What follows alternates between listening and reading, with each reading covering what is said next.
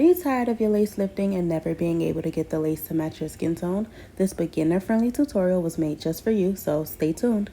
We're going to start by parting the hair down the middle and then parting as if we're doing straight back cornrows, except instead of going straight back, you're going to go across the nape.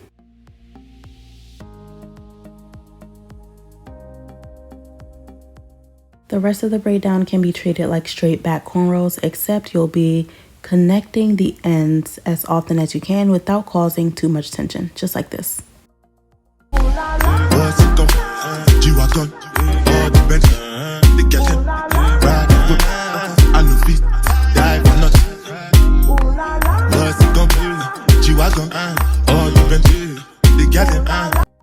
Size of your braids matters. Don't make them too big. I say do at least 8 cornrows. When you're done braiding down, you're going to sew the ends of whatever cornrows you have hanging so they lay flat against the foundation and don't add any bulk. I also use this time to tack down anything that looks like it may come loose later in the install.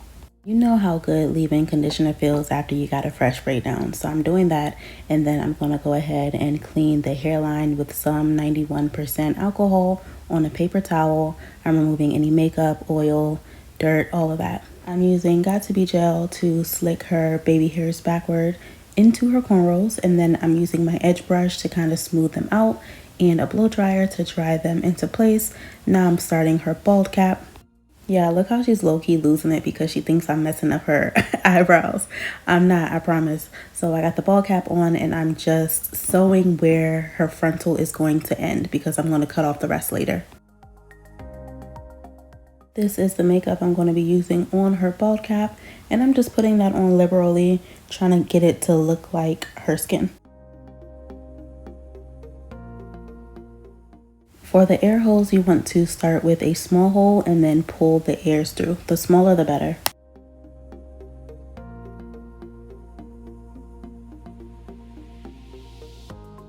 This is the adhesive we're using today, the Ghost Bond Supreme. I really like it.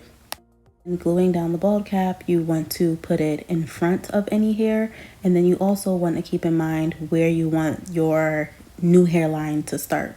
So you can see at first I put it too far back, and then I decided, you know what, I do want her hairline to start a little further up. Hairspray to make it melt in even more. I like to use Got To Be Freeze Blast, but I was out, so I used this Sebastian, I don't remember the name. Sebastian Shaper Plus. After sitting under the dryer for a few minutes, now that she's dry, I am cutting away any excess cap. I like to start in the back, then make my way to the front. I make like 3 different slits, 1 in the middle, and then, I guess it's like 6. Whatever, y'all see what I'm doing. But I like to start in the middle and just kind of cut it off in sections.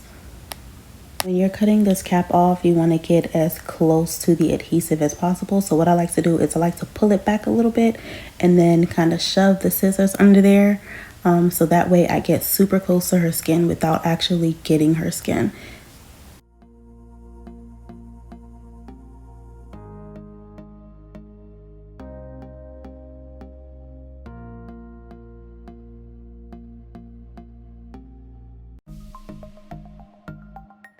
I'm making sure that everything that is not in the adhesive gets cut off, so I'm pulling it back some, just making sure that all the cap that's left is actually in the adhesive and nice and secure. More makeup because the cap is still a little light for my liking. If you can find a cap that is skin tone, that is best, but if not, you could just take a lighter cap and put foundation on it until it's your complexion.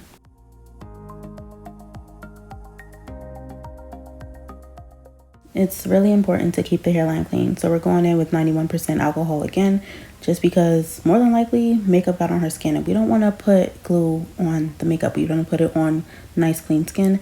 Now that her skin's clean, we're going to go in with our Ghost Bond. This is our melt layer, so we want to put this right where the cap starts or ends, however you want to say it, but like right on the line of the cap, and then we're going to spread it out. Smooth it and make the application as even as possible.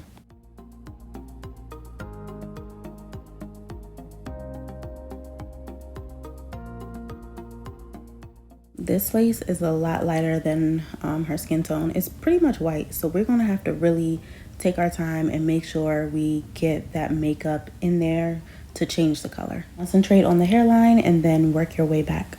Lock the color in with spritz. This is Icy Fantasia, Fantasia Icy.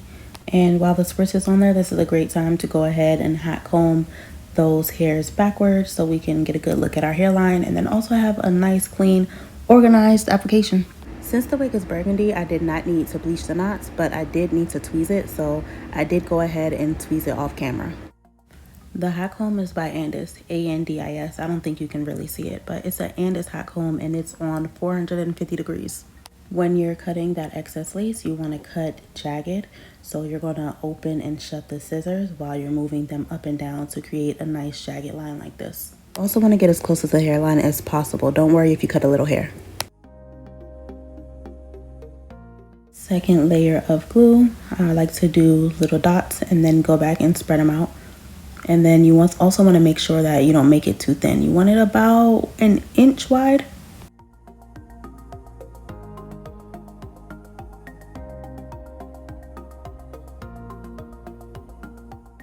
Once that layer of glue goes clear, it's ready for the next layer. So we're now on to our third layer of glue.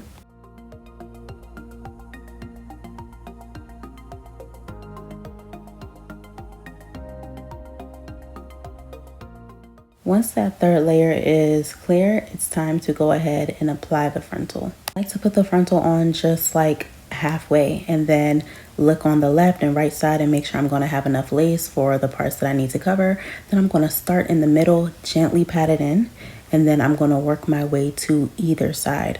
I don't pat in really until I'm sure that that is exactly where I want to place it and that I don't have more adhesive than lace left over.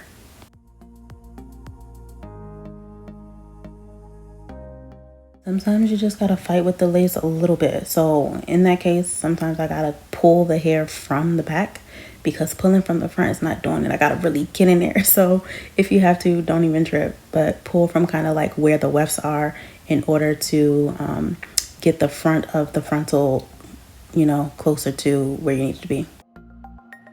Sorry, this isn't the best angle, but basically I'm flipping the lace above her ear up, untucking her ear, and then I'm just cutting her ear out. I'm going back over that hairline and removing any excess lace that is not sitting in the adhesive, and I'm still cutting in that jagged motion. You can kind of pull back at the lace, and if it comes up and you see that there's no adhesive under it, it's pretty safe to cut it.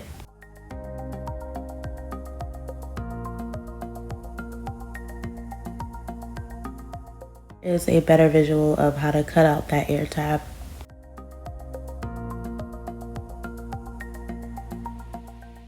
Going over with more foundation because this lace had strong jeans. Like, I needed a lot of makeup in order to get that white to like stop showing through. And then I'm just going to seal that in with some more spritz and tie it with a melt band. You can use an elastic band, a scarf, whatever. Just, something to keep it nice and snug. I'm using this bedhead wax stick around her part, followed by my hot comb because I need it flat, flatter than flat. So I'm just going to keep hot combing until I'm happy with how flat it is. That white speck wanted to be seen so bad. I tried to get it out so many times and it wouldn't budge. I eventually get it out, but that's going to be at the end. So if you could just ignore it for now, I'd appreciate it. Thank you. After a few minutes, you can go ahead and remove the melt band. I'm combing out the hairline. It's a little stiff because of the spritz, but a little comb through and it's nice and soft again.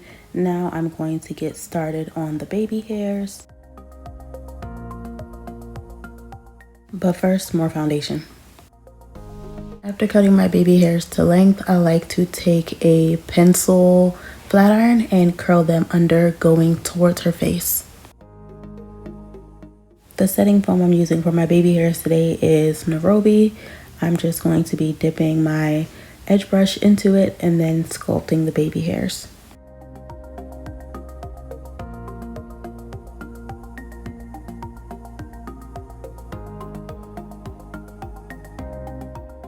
After I'm finished with my baby hairs, I am going to tie them back up with that melt band and sit her under the dryer.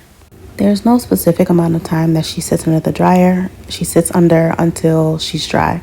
So maybe like 10 minutes. I never really count. I just keep checking to see if it's dry. After she's done drying, I'm going to go straight into styling. She requested curls, but she mainly wanted them at the ends.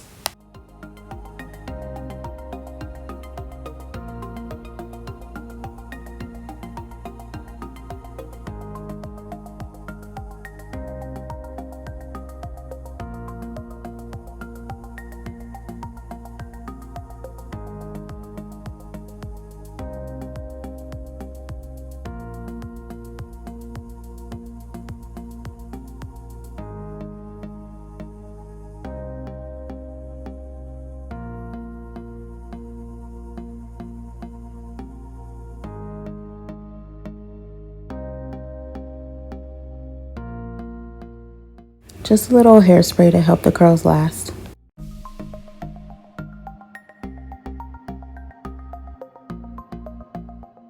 After styling, I'm going to go ahead and remove that melt band and hot comb her edges going backward. Setting foam to tame those flyaways. Got to be gel and a spoolie to fix her baby hairs again.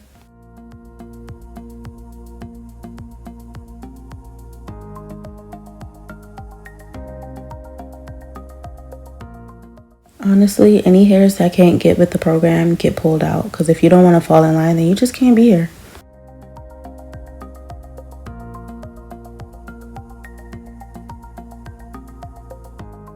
I switched to the comb on my edge brush because I needed something with a little more oomph. Now listen to her gas me. Energy like this never gets old. Ooh, it's a baddie. Energy was proper to say the least. This is the finished result. Thank you so much for watching. Any requests for future videos or comments, leave them below. Talk to you soon.